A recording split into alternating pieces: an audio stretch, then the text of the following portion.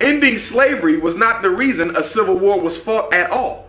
The Civil War was fought to bring the South back into unison with the North and to destroy the economic advantage that the South had had due to slavery. They cared nothing about the lives of black people. They cared nothing about the way that we were treated. They cared nothing about African life. It was not about protecting us because they had somehow waken up and realized that we were human beings too. No, the South was growing too powerful. Christ, what a stink, Captain. What did you bring, a cargo of rotten meat? What do you mean? This is all prime beef. They stink because they eat like pigs, then they vomit all over themselves.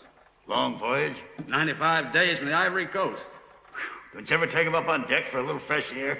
With all the frigates nosing around these waters like hungry dogs. Times have changed, Mr. Sims, now that our damn Yankee government considers this cargo contraband. If they catch me with even one nigger on board, it's up the rope I go, and I wouldn't be the first. They're bound to rot away down there in that cesspool. Not on your life. Aboard my ship, hygiene's the rule. That means a clean ship, clean cargo. When one of them gets took bad, I don't wait till he plagues the others. No, sir. It's into the briny with them then and there. Captain Wicks delivers the goods in perfect condition. Anyone will tell you that. How many head you got? 326, including the wench. This batch is all stallions. No syphilis, and they've all busting with seed. During slavery, there was something called the Seminole Wars. There were many slave rebellions in this country that a lot of people don't talk about. In the 1800s, there were really a lot of slave rebellions, and people were very nervous about what was going on, what had gone on in Haiti, because Haiti had made themselves independent by having a big slave uprising. There was the Nat Turner Rebellion in the early 1800s. People were still shook about that. You had the Denmark Vesey. He was going to have a slave rebellion in South Carolina. That got foiled, but they had up to 9,000 people ready to put in work. So a lot of people were very nervous about slave rebellions in this country. The Seminole War, it was a war of Native American and black people mixed together, calling themselves Seminoles, because there's no such thing as a Seminole Indian. A Seminole Indian, it's a made-up term. A Seminole basically means runaway by definition. A lot of black people were fighting for their freedom. The image of black people just sitting around waiting on people to free them, that's an image to keep us submissive. It was also not economically feasible because of the rebellions that were going on. See, we're not talking about just slavery. We think there was slavery and there was a couple of rebellions like Nat Turner, who, by the way, my wife is a descendant of Nat Turner. And they were thinking that it was just Nat Turner. They were burning and destroying, and there was true guerrilla warfare going on. Ending slavery was not the reason a civil war was fought at all. The Civil War was fought to bring the South back into unison with the North and to destroy the economic advantage that the South had had due to slavery. They cared nothing about the lives of black people. They cared nothing about the way that we were treated. They cared nothing about African life. It was not about protecting us because they had somehow waken up and realized that we were human beings too. No, the South was growing too powerful. Capitalism started to rise. But what began to happen is that in capitalism rising, it began to stifle capitalism, because capitalism demands, as an economic system, that people are always trying to rise to the higher. They're competing. Competition fuels capitalism.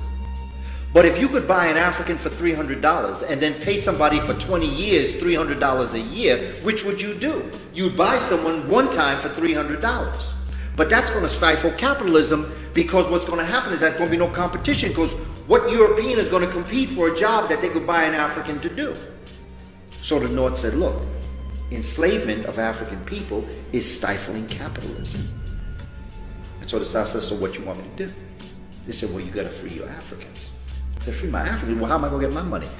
North said, don't worry about it. We'll take care of it. They said, we don't trust you. No, we're not going to sell our... We are not going to stop enslaving Africans. We're just not going to do it. North said, but you have to, because it's going to stifle capitalism, and we're going to choke with overproduction without an ability to sell what we're... South said, but that's not my problem, because I can sell my raw materials any place in the world. The North said, but then what would happen to us? We have factories. The South said, well, that sounds like a personal problem to me. I don't care what happens to you. North said, but you can't do that. South said, we're going to do that. We're not freeing Africans. They said, you got to free Africa.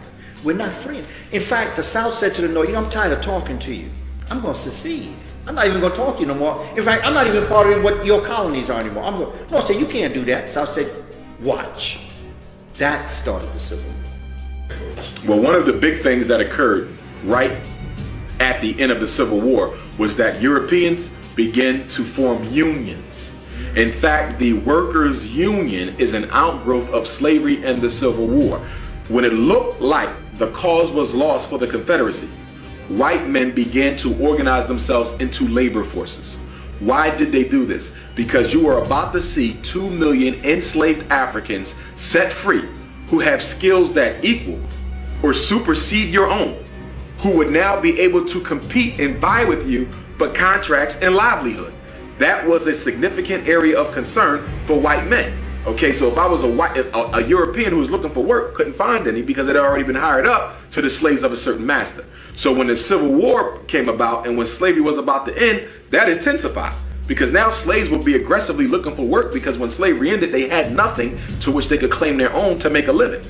So that bothered Europeans and they set up agreements, okay, with those who had industries and those who had stores that you could only hire someone who was white who belonged to a particular labor's union. In fact, some of the first unions were started right here in Pennsylvania. And a lot of black people fail to realize the origin of the union. The union is nothing but a collective force of white people who are protecting jobs for themselves and keeping them away from black people.